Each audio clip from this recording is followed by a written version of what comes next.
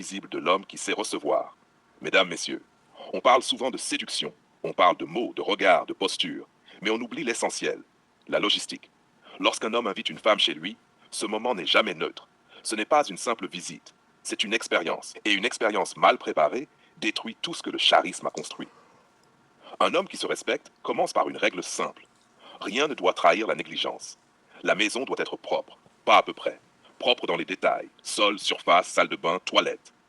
Parce qu'une femme voit ce que l'homme croit invisible. Et ce qu'elle voit, elle l'interprète. Une maison négligée raconte une histoire. Celle d'un homme qui ne se discipline pas, d'un homme qui improvise sa vie. À l'inverse, une maison maîtrisée rassure. Elle installe une autorité calme.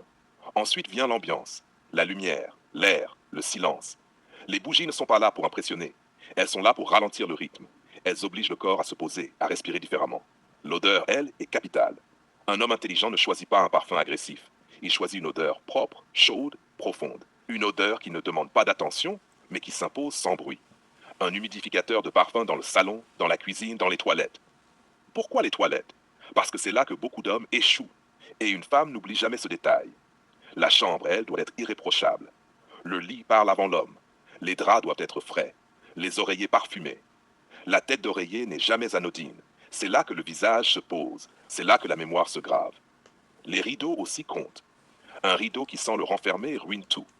Un rideau légèrement parfumé enveloppe la pièce. Et l'homme lui-même doit être cohérent avec son environnement. Ses vêtements propres, son parfum posé jamais envahissant. Pas pour séduire, pour signer. Puis vient le moment du départ.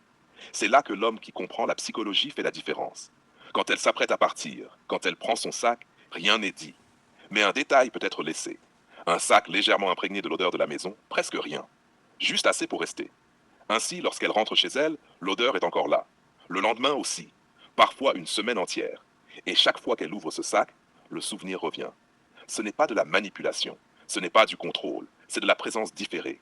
L'homme n'est plus physiquement là, mais il continue d'exister dans son espace. Voilà ce que j'appelle marquer une femme. Pas par la force, pas par la pression, mais par la cohérence. Un homme qui maîtrise sa logistique maîtrise le cadre. Et celui qui maîtrise le cadre n'a plus besoin d'insister. La femme ne se dit pas « il m'a impressionné ». Elle se dit « je me sentais bien ». Et cette sensation-là, elle cherche toujours